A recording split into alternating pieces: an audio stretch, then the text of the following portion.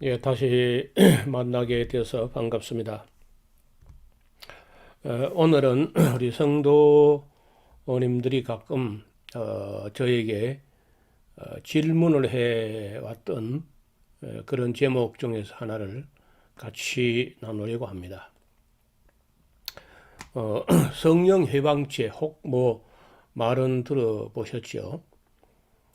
근데 그게 이제 구체적으로 이게 뭐 어떤 죄가 성령 해방죄에 해당하는지 그걸 잘 모르겠다고 이제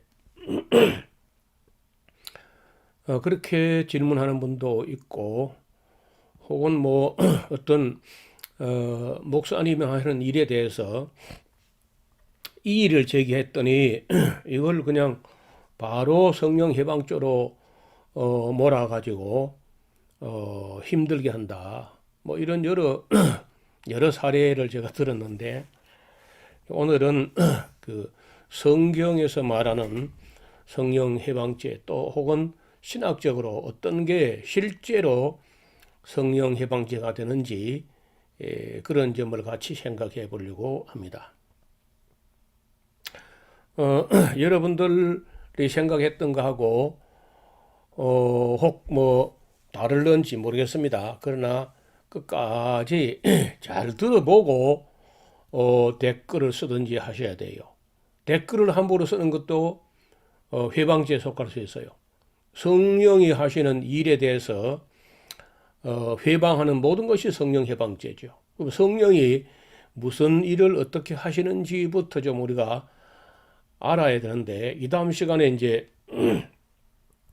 성령이 하시는 일이 어떤 일인지 따로 이제 한번 다루기로 하고, 오늘은 간단하게 정리합니다. 만약에 말이죠, 생선을 준다고 해놓고 뱀을 주는 사람이 있다면은 이게 바로 성령 해방죄야. 성령을 받겠다고 해놓고 성령을 받으라 하고 성령을 주신다 이렇게 해놓고는 악령을 받게 하면은 이게 성령 해방죄죠. 뭐 그건 틀림없는 일이죠. 예수님께서 아버지는 그래 안 한다는 겁니다. 아버지께서 성령을 주시는 자를 어, 주시 성령을 구하는 자에게 그 거절하겠느냐? 예를 들어서 뭐 생선을 달라고 하는 자에게 뱀을 주는 아버지가 세상에 어딨냐? 너희가 악할지라도 자녀에게 좋은 것 줄 줄 알거든. 하물며 하늘에 계신 너희 아버지가 구하는 자에게 성령을 주시지 않겠느냐 하신 말씀이 있어요. 그런데 정말 오늘날 우리 교회를 볼 때 정말 성령을 받고 싶어서 구하는 성도들에게 성령을 받게 하겠다 해놓고는 악령을 받게 한다고 하면은 이게 바로 성령 해방죄에 해당하는 거죠. 생선을 달라고 하는 자에게 뱀을 주는 거죠. 이거 너무 위험해요. 또 예수님 말씀이 계란을 달라는 자에게 정갈을 주는 아버지가 있겠느냐 하셨는데, 오늘을 보면요, 정말 달걀을 주는 것처럼 해놓고는 달걀을 받게 하겠다 해놓고는 정갈을 주는, 성령의 은사를 받겠다고 하는 자들에게, 성도들에게 악령의 방언, 거짓 방언, 귀신 방언, 또 귀신이 들어오게 하는 그런 짓을 하고 있다면은 이게 목회가 아니고 성령 해방죄야.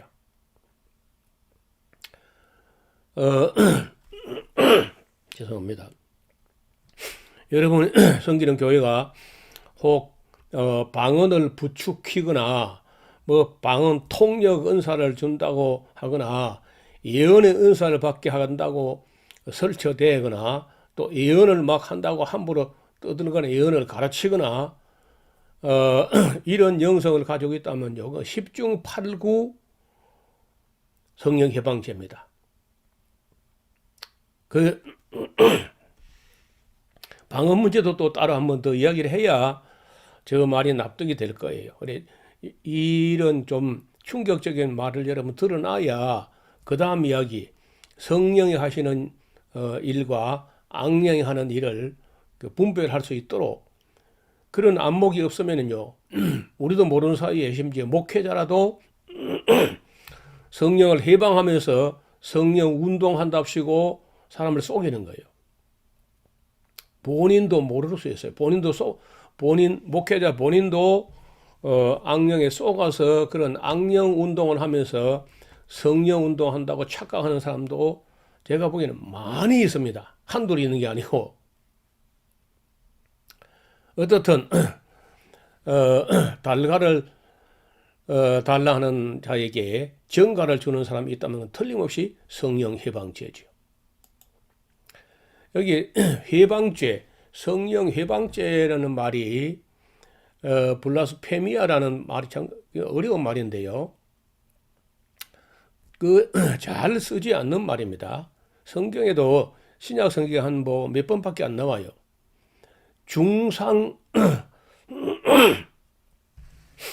죄송합니다. 중상한다.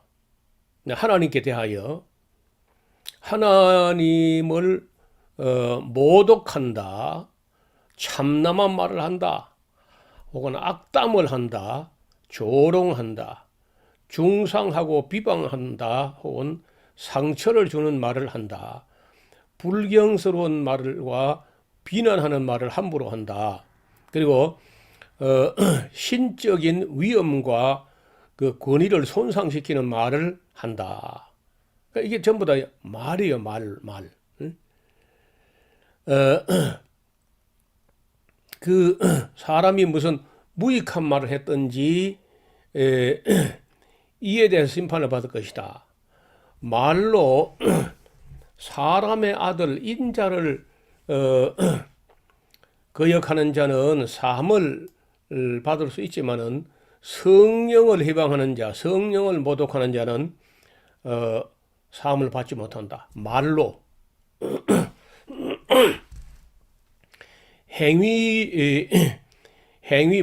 행위로보다도 말로 하는 거거든요. 해방이라는 건요.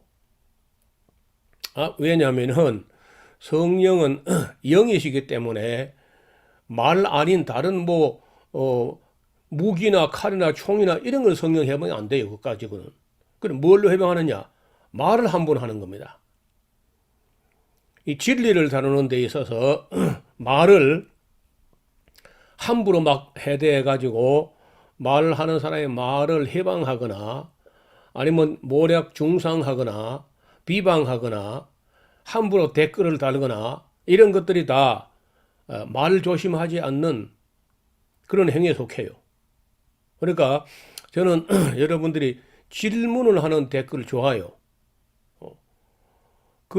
아니면 반대적인 제가 하는 말하고 다른 생각을 가졌을 때 그걸 조용히 제시하는 건 좋은데 아주 비방하는 말이나 회방하는 말이나 함부로 하는 말이나 막 떼놓고 빈정거리는 말이나 이런 거 다 해방죄에 속해요.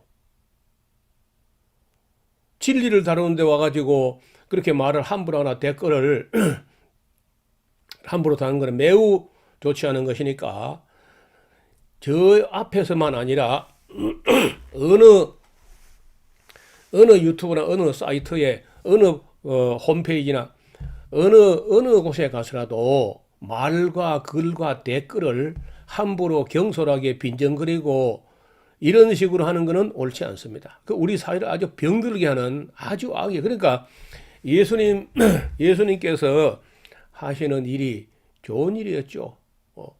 귀신 들린 자에게서 귀신을 쫓아내고 그 결과로 제사함 받았다고 하시고 그 결과로 그 열매로 병이 낫고 이런 걸 보면 그 열매가 선이기 때문에 하나님께 영광을 돌려야 될 텐데 그런 걸 보고 빈정거리고 하는 말이 귀신의 왕 바알세불을 집회해서 하는 거지 이런 식으로 말을 했단 말이에요.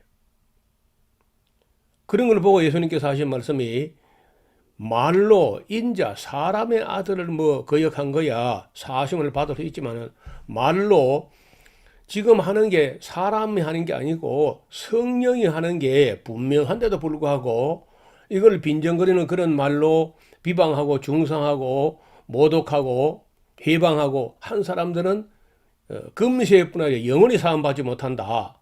그런 말씀하신 거거든요.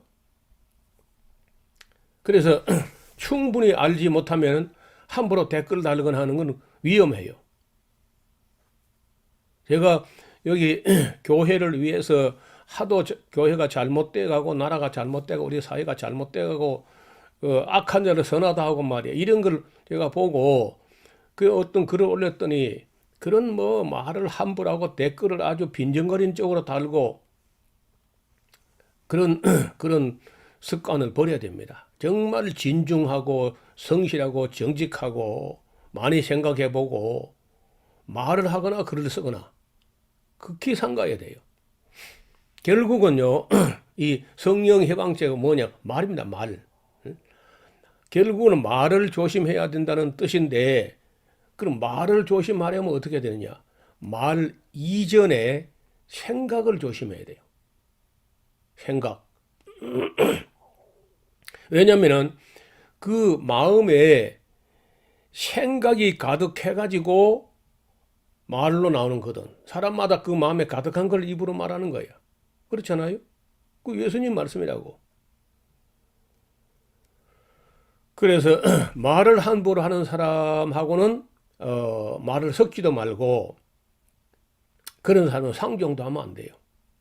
그래서 제가 아무리 진실하게 말해도 계속 빈정거리고 예의도 없고 상식도 없는 그런 말은 뭐 제가 그냥 삭제해 버립니다. 다른 사람들에게 악한 영향을 미쳐요. 그래서 참으로 진지하게 질문한 사람에게는 제가 성실히 답을 하지만은 그렇게 잘못된 말로 회방하거나 빈정거리거나 하는 그런 말은 제가 뭐 가차없이 그냥 삭제합니다. 자, 그다음에 조금 더 구체적으로 한번 이야기를 해봅시다. 성령이 하는 일을 간단하게 이따음에 따로 한 번 더 성령이 하시는 일이 얼마나 풍성한지 따로 한번 다룰 텐데 일단 제일 간단하게 성령께서 하시는 일이 뭐냐? 성부 하나님을 알게 해요. 사람들이 왜 하나님 아버지를 왜 잘 모르느냐? 성령의 인도하심을 받지 못하면요. 그 하나님 아버지를 알 수 없죠. 성령으로 아니하고는요. 아무도 또 예수님을 주시려 할 수 없어요. 또 성령께서는요. 성령 자기를 막 내세우고 그러지 안 합니다. 만약에 어떤 목사가 성령 사역한다면서 맨 성령으로 성령 하면요. 그 되게 악령수가 많아요. 성령은 자기를 드러내는 게 아니고 하나님 아버지와 예수님을 증거해요. 또 하나님 아버지는요. 성자와 성령을 우리가 알게 합니다. 성자 예수님은요. 성부와 성령을 알게 해요. 자기를 내세우는 게 아니고 삼위 하나님이 당신 자신을 빼고 성령은 성부와 성자를 또 성부는 성자와 성령을 성자 예수님은 성부와 성령을 이렇게 알게 합니다. 그렇게 해서 우리가 이제 결국 삼위일체의 하나님을 알게 된 거 아니에요? 그 다음에 세 번째는 성령께서 하시는 일이 성경을 기록하게 하시는 거예요. 여러분, 저는 생각하기를 성령이 하신 일 중에 가장 신령하고 가장 거룩하고 가장 가치 있는 일이 성령께서 사람을 감동하셔서 성경을 기록하게 하신 일이 가장 신령한 일이고 가장 거룩한 일이고 가장 가치 있는 일을 봅니다. 여러분, 오늘같이 책을 쓰기 쉽고 한 그런 때라도 말이에요. 그런 때라도 이만한 책, 이 성경이 이 두께 1754페이지 되는 책을 쓴다는 것은 결코 쉽지 않은 일입니다. 저는 나름대로 뭐 부족하자면 책을 그런 몇 권 써봤는데 책을 쓴다는 게 그렇게 어려운 일입니다. 아니 리포트 하나 쓰는 것도 어려운데 책을 한 권 쓴다는 게 쉽겠어요, 그게? 그런데 지금 쓰는 거는 옛날에 비하면 일도 아니죠.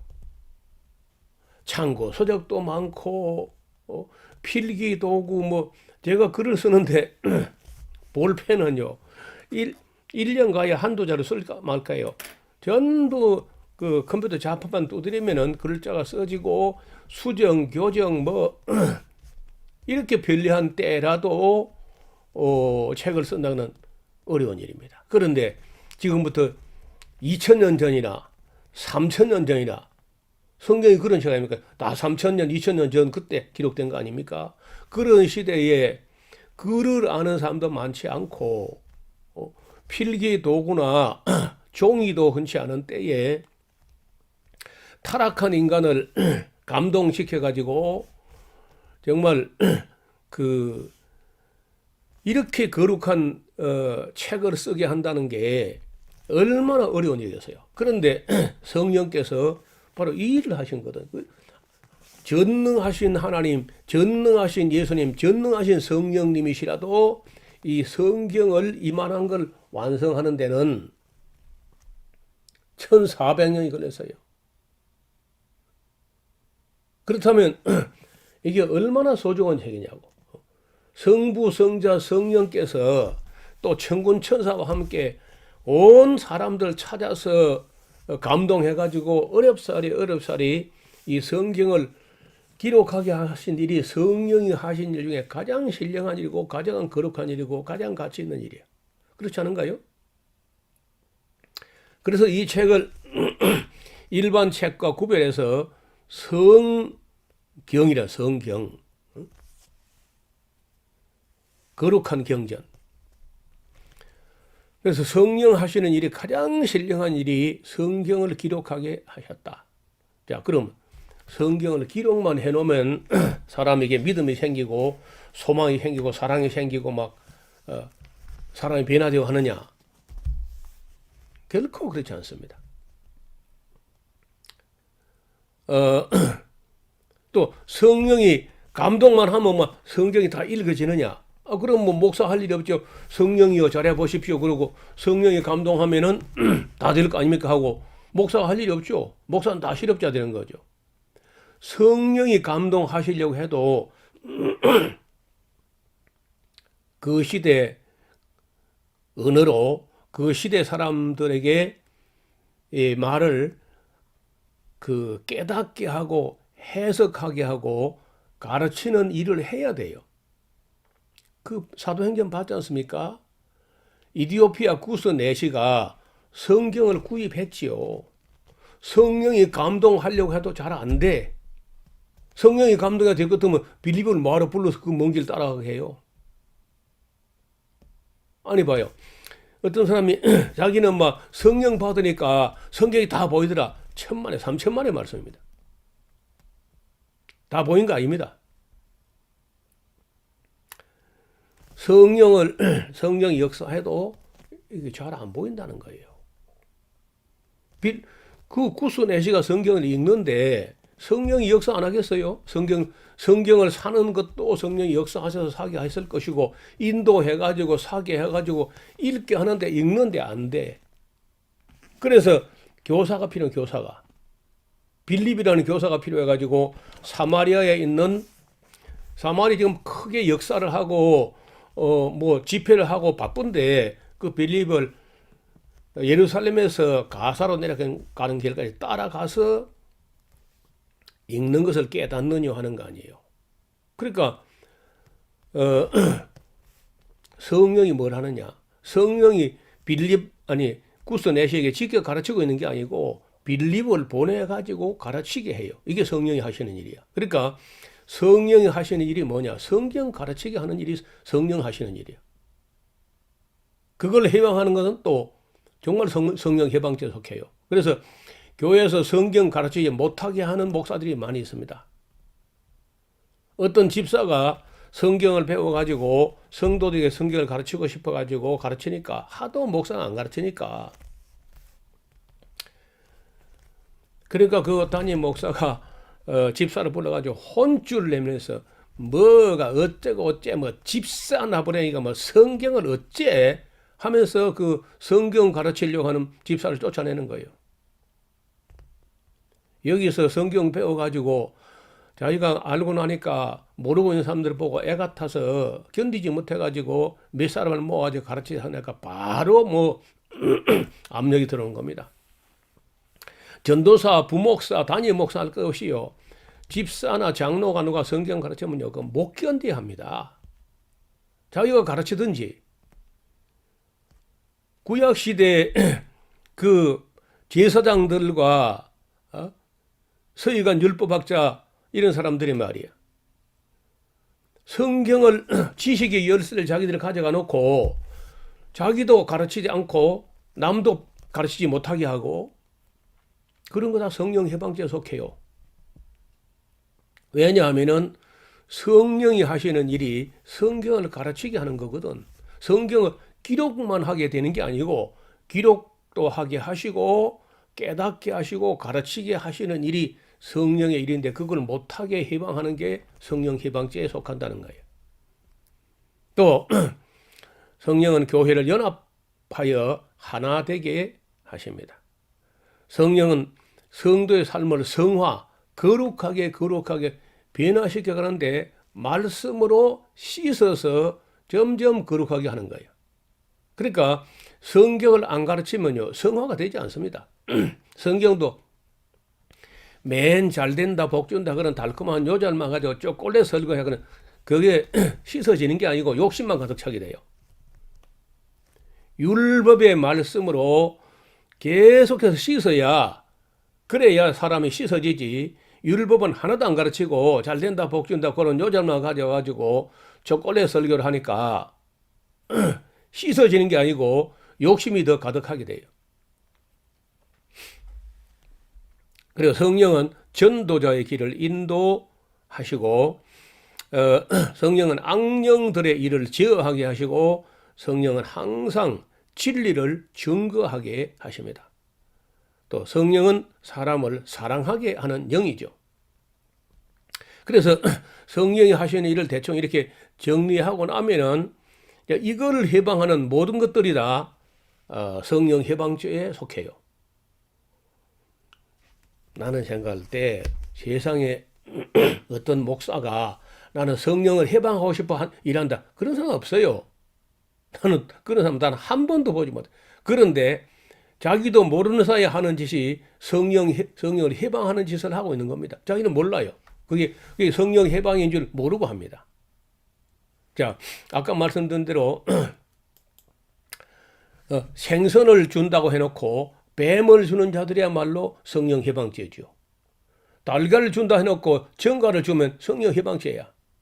성령을 받게 한다고 하면서 악령을 받게 하면 그건 틀림없이 성령 해방죄죠.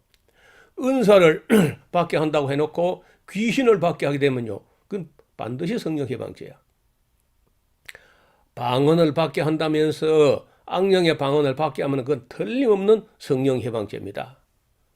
능력을 받게 한다고 하면서 성도를 쓰러뜨린 사람은요, 그 성령 해방죄예요. 하나님 형상을 모독하는 거니까. 울어도 모자란 성도를 비인격적으로 깔깔대고 2시간 있어야 강대상에 들어넣어 웃게 한다. 그 성령 해방죄입니다. 성령 해방죄, 하나님의 교회 조롱죄. 하나님의 형상인 사람을, 집사들을 줄 세워놓고 쓰러뜨린, 장풍을 쓰러뜨린다. 그거는 성령 해방죄, 하나님 모독죄야. 양식도 아닌 것을 달아주면서 헌금만 강조하면요, 그것도 하나님의 교회를 모독하는 거예요. 입신을 하게 한답시고 사람들의 혼을 빼놓고 귀신이 들어가게 하는 신접으로 몰아간다면요, 반드시 성령 해방죄입니다. 그래서 여러분 주변에 뭐 입신 어쩌고 하면서 사람이 넘어져 가지고 무의식 가운데 헛소리 하게 하면요, 거의 뭐 99%가 귀신 들어가 있습니다. 또 방언을 받은 후에 여러분에게 혹시 티익 장애 같은 게 나타나고 괴성을 찔러대거나 사람들에게 불쾌한 이상한 소리를 계속 반복하거나 그런 경우는 뭐 거의 대부분이 악령이 하는 거니까요. 그런 사역 자체가 성령을 회방하는 사역이 된다는 거예요. 본인은 목회자 본인은 그걸 성령 회방하려고 한 게 아니겠지. 보나마나 성도들에게 은사 체험을 하게 한다. 성도들이 이 영적 체험을 해야 신앙이 견고해지고 교회가 성장하고 목회 성공할 거다. 이제 그런 욕심 때문에 시작했는데 하는 짓을 보면 거의 99%가 성령 해방하는 겁니다. 그리고 하나님의 교회를 거의 귀신들의 난장판으로 만들어 놓았다. 그거 다 성령 해방죄야. 여러분이 만약에 이런 분별의 그 능력이 생겨가지고 그런 교회에서 잘못된 그런 성령 운동이고 은사 운동이고 신비 운동이고 무슨 하는 걸 갖다가 보면 현기증 날 겁니다. 교회가 병들은 정도가 아니고 거의 악령이 성령을 가장해가지고 목사를 속여가지고 그 교회를 다 접수를 해버려 통째로. 근데 놀랍게도 이런 일이 대형 교회가 더 심합니다.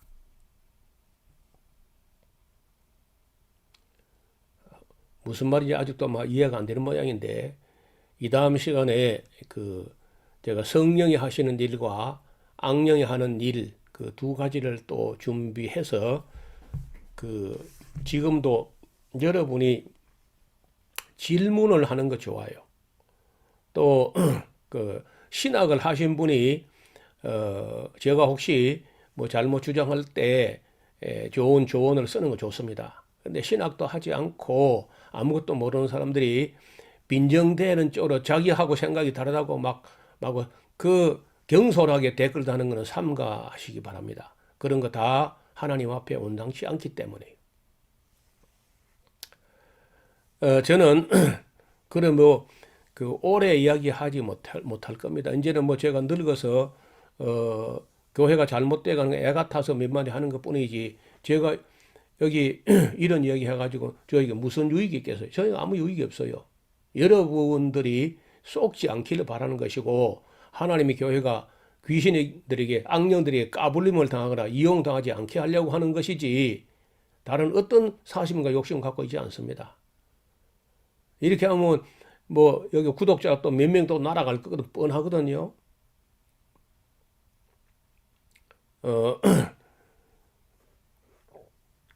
신비주의에 빠지지 않도록 악한 은사주의 그런데 휘둘려 가지고 악령들이 이용당하지 않도록 극히 삼가고 조심해야 합니다. 오늘은 여기까지만 말씀드리고 또 다음 시간에 조금 더 연장을 해야 될 가능성도 있습니다. 감사합니다.